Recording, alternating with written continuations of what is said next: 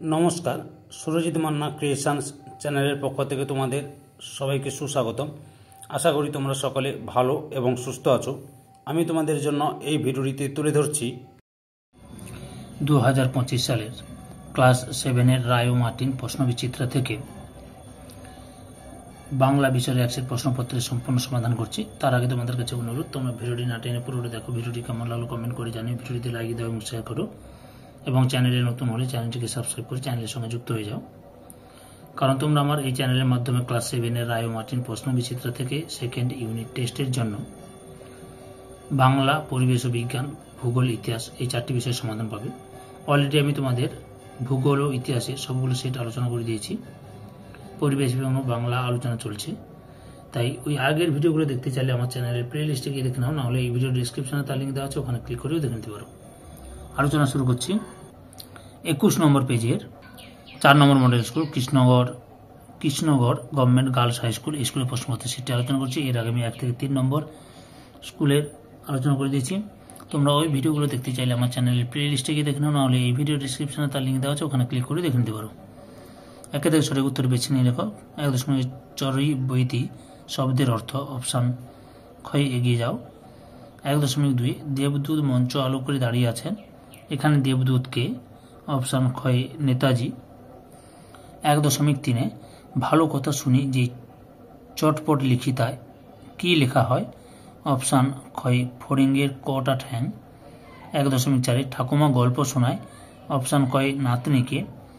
1.5 স্মরণীয় কী ধরনের শব্দ, অপশান কয় যৌগিক। 1.6 সঠিক বানানটি হলো, অপশান কয় সম্বোধন। 1.7 প্রদত্ত কোন বানানটি ভুল, অপশান কয় কিংবদন্তি।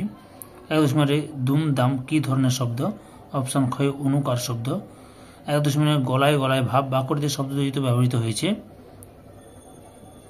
অপশান কয় গভীরতা অর্থে। 1.10 প্রশ্নের উত্তরে হ্যাঁ অথবা না ছাড়া অন্য কিছু হলে ব্যবহার হবে, অপশান ক্ষয় কি। 1.11 কোনো শব্দটি শব্দদ্বৈতের উদাহরণ নয়, অপশান ক্ষয় হাসি হাসাহাসি।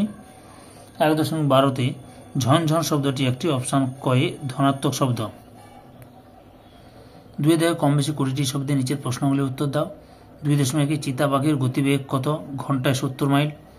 2.2 মেঘচোর গল্পে পুরন্দর কর্তৃক সৃষ্ট অ্যালয়টি কি দিয়ে তৈরি, একাধিক ধাতু দিয়ে তৈরি ধাতু সংকর।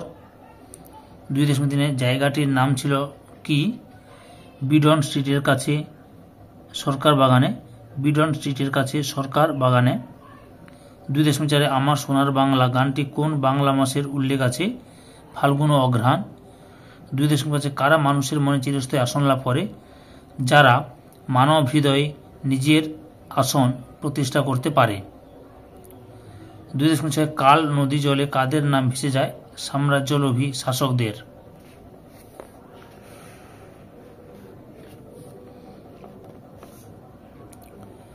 2.8 বর্ষায় কে বিদ্রোহ করে, মজা নদী। 2.8 অরণ্যে কি, চকমকি পাথর। 2.9 মজা নদীর বিদ্রোহ করার কারণ কি। বাংলাদেশে বর্ষা আসে বীরের মতো, মজে যাওয়া নদী নালা খাল বিল বর্ষার জলে টইটুম্বুর হয়ে ওঠে, তখন নদীর জল পাহাড় উপচে গ্রামকে ভাসিয়ে দেবে মনে হয়, নদী ভয়ঙ্কর রূপ ধারণ করে, অর্থাৎ সে যেন বিদ্রোহ ঘোষণা করে, এতটা পর্যন্ত লিখবে। অর্থাৎ এখান থেকে এতটা লিখবে, বুঝতে পেরেছ। পরের প্রশ্ন 2.10 মাকুর সাথে ঘুড়িওয়ালার কেমন সম্পর্ক, মায়ার সম্পর্ক। 2.11 হোটেলে সোনা ও টিয়া কি কি খেয়েছিল, রুটি আর সুরুয়া। 2.13 সোনা ও টিয়া পুতুলদের জন্য কি রান্না করেছিল, কাদা দিয়ে ভাত আর গাঁদা ফুলের পাতা দিয়ে মাছ। তার 2.14 মাকুকে বানাতে ঘুড়িওয়ালা কতদিন সময় লেগেছিল, প্রায় 17 বছর। আর 2.12টা বলা হয়নি, হোটেলওয়ালা কি হারিয়ে ফেলেছিল, সঙ্গের টিকিটের আধখানা। 3 দাগে কম বেশি 60 শব্দে নিচের প্রশ্নগুলির উত্তর দাও। 3.1 মনের দৌড়ে মানুষ চ্যাম্পিয়ন কাদের কথা বলেছেন লেখক, এখান থেকে শুরু করবে, এতটা পর্যন্ত লিখবে। 3.2 মেঘচুর গল্পটি অবলম্বনে অসীমা চরিত্র সম্বন্ধে তোমার মতামত জানাও। এখান থেকে শুরু করবে, পরপর দেখে নাও উত্তরটি।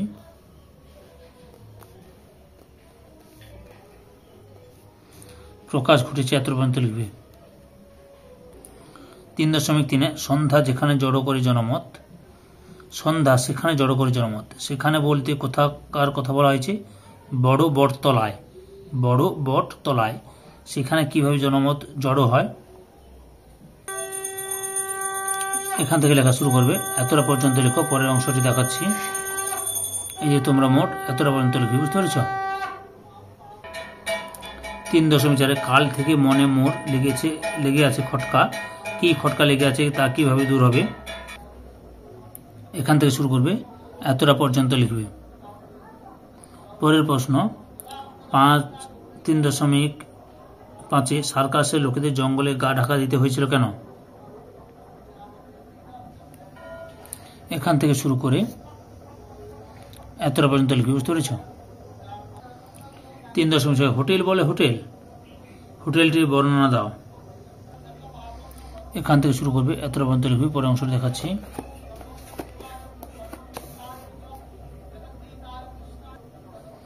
এতটা পর্যন্ত লিখবে, বুঝতে পেরেছ? চারিদিকে যে কোনো একটি বিষয় অবলম্বন প্রবন্ধ রচনা করো। 4.2 তোমার জীবনের স্মরণীয় অভিজ্ঞতা। এখান থেকে শুরু করবে,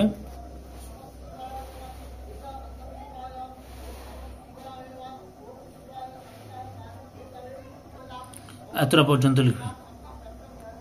4.3 ভ্রমণের উপযোগিতা। এখান থেকে শুরু করবে,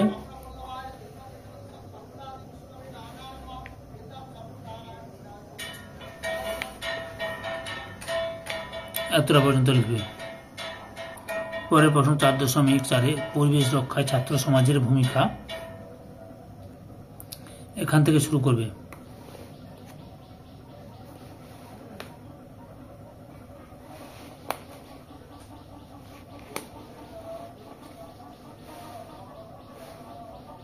সম্পূর্ণ ভিডিওটি দেখে আমার চ্যানেলের পাশে থাকার জন্য তোমাদের সবাইকে অসংখ্য অসংখ্য ধন্যবাদ।